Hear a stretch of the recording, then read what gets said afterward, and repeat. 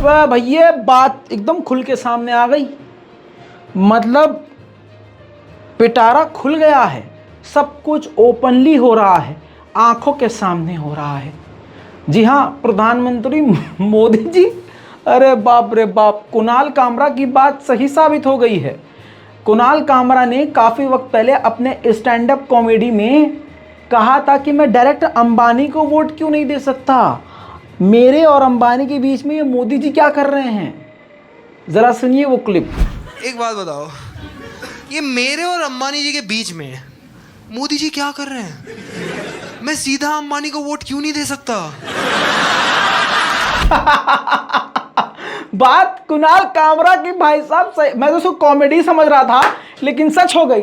बस नाम का फर्क हो गया। यहां पर दूसरा दोस्त है, अंबानी नहीं अडानी। आपकी स्क्रीन पर देखिए। ओफो, बांग्लादेश की प्रधानमंत्री से मुलाकात गौतम अडानी ने करी है और ये फोटो देख लीजिए, खुद ही गौतम अडानी ने पोस्ट करी है।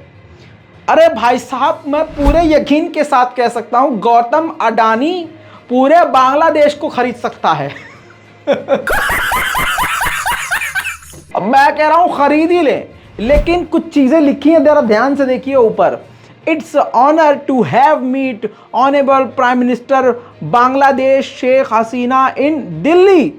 देखिए दोस्तों, बहुत सारी चीज़ें हैं अब जो इनके और बीच में होने, यानी इन्होंने ऐलान किया है कि ये पावर प्रोजेक्ट लगाएंगे वहाँ पर। मतलब जो भारत के प्रधानमंत्री को ऐलान करना चाहिए, जो जगह प्रधानमंत्री की है, ये कोई सरकारी बंदा नहीं है, ये कोई मिनिस्टर नहीं है, लेकिन हकीकत यह है कि ये सही में प्रधानमंत्री हैं। अब मान लेना चाहिए। भाई मैंने ये सोच लिया 2024 में मैं इसी आदमी को वोट दूंगा क्योंकि ये आदमी पर पूरा भरोसा है। ये आपको और मुझको भूखा नहीं मरने देगा। भले ही अपने यहाँ कोई प्राइवेट तो दे ही रहा है नौकरी, भाई अपने यहाँ प्राइवेट नौकरी दे देगा, ऊपर से अड़ोस पड़ोस के 2-4 मुल्क भी खरीद के दे सकता है। भाई साहब, आने वाला वक्त इसी का है।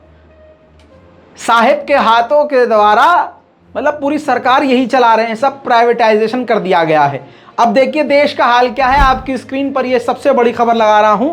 आरएसएस का जो मुख्यालय है उसकी सुरक्षा में सीआईएसएफ डाल दी गई है, यानी आरएसएस के मुख्यालय को सीआईएसएफ संभालेगा, उसकी रक्षा करेगा। गृह मंत्रालय के सूत्रों ने जानकारी दी है लगभग 70 कमांडो आरएसएस की मुख्यालय की रक्षा करेंगे। अब आप देखिए, आरएसएस की रक्षा और सुरक्षा की जिम्मेदारी सीआईएसएफ की, और जहां सीआईएसएफ की ड्यूटी होनी चाहिए वहां पर रेलवे में, एयरपोर्ट पर सीआईएसएफ को हटाकर वहां पर प्राइवेट फोर्स लगा दी गई है, प्राइवेट गार्ड लगा दिए गए हैं। वाह! अब मोदी जी से आप पूछेंगे, मोदी जी आपने क्या किया, आपने क्या किया? तो मोदी जी पता क्या कहेंगे? भांजो बहनों, हमने नाम बदल दिया। जी हां दोस्तों, आपकी स्क्रीन पर देखिए ब्रेकिंग न्यूज। राजपथ का नाम बदलेगी मोदी सरकार, नया नाम होगा कर्तव्य पथ। जी हां, जो आपका कर्तव्य है आप जानते होंगे, जो हमारा कर्तव्य है हम जानते होंगे। भाजपा का कर्तव्य देश बेचो है और देश बेच ही दिया है, तो अब विकास के नाम पर क्या कर रहे हैं? कर्तव्य पथ। नाम बदलो, राजनीति। दोस्तों इसी के साथ साध्वी ऋतांभरा को देख लीजिए, ये अमेरिका पहुंचने वाली हैं। यूट्यूब पर, सोशल मीडिया पर मुसलमानों के खिलाफ इनकी बहुत सारी चीजें पड़ी हुई हैं और आप जानते हैं आरएसएस से ये जुड़ी हुई हैं और भाजपा से जुड़ी हुई हैं। मैं ज्यादा एक्सप्लेन नहीं करूंगा, इस रिपोर्ट को छोटा रखूंगा। अब अमेरिका के एटलांटा में इनके खिलाफ प्रदर्शन शुरू हो गया है। जी हां, वहां की कम्युनिटीज ने निकलकर जबरदस्त विरोध करना शुरू कर दिया है। देखिए, taking time out of our busy schedules to register our strong disapproval and outrage at the event going on at the Global Mall. A notorious Islamophobe, a hate monger, who with her virulently anti-Muslim rhetoric and Islamophobic rants played a major role in the destruction of Babri Masjid, a 16th century mosque, and the subsequent killing of hundreds of Muslims across India.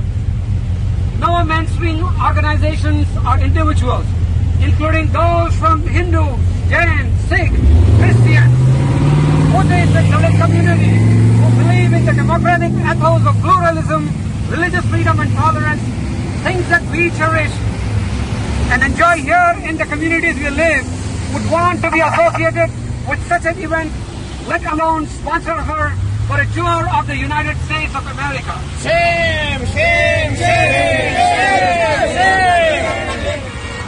It is an affront to all civilized and peace-loving. दोस्तों इसी के साथ हिजाब मामले में कर्नाटक का जो हिजाब मामला चल रहा है उसमें सुनवाई करते हुए जज साहब ने ऐसा स्टेटमेंट दिया है कि पूरा भारत ही शॉक है। आपकी स्क्रीन पर देखिए दोस्तों, लाइव लॉ का प्रूफ लगा रहा हूं। जज साहब ने कहा है कि गवर्नमेंट जो है जनता के फंड से नहीं चलती है, गवर्नमेंट सिर्फ 4% जो सिटीजन हैं वो इनकम टैक्स देते हैं। जस्टिस हेमंत गुप्ता जी ने यह बात कहा है हिजाब केस पर सुनवाई करते हुए। कमाल की बात। अब इसी खबर पर नीचे रिप्लाई देख लीजिए जिसमें सारा सारांश है। दिलीप मंदर लिखते हैं कि एक रिक्शा वाला भी जब 5 रुपए का बिस्कुट खरीदता है तो 18% यानी 90 पैसे का जीएसटी चुकाता है। भारत में हर आदमी टैक्स देता है। हेमंत गुप्ता को जज किसने बना दिया, यह मानसिकता के साथ वो गरीबों और वंचितों के पक्ष में फैसला कैसे देंगे। देखिए लाइव लॉ का पूरी, ये देखिए यहां पर चैट मौजूद है। देखिए जज ने कहा, जज जो हेगड़े थे उन्होंने कहा कि सभी जो हैं टैक्स भरते हैं, सबको बराबर का अधिकार होना चाहिए। गवर्नमेंट कॉलेज के लिए जो भी टैक्स देते हैं वो पूरा देश देता है। जो गवर्नमेंट है उसको हर कोई फंड करता है, फंडेड बाय एवरीवन। तो जस्टिस गुप्ता ने इस पर कहा कि नो सॉरी, सिर्फ 4% इनकम टैक्स देते हैं।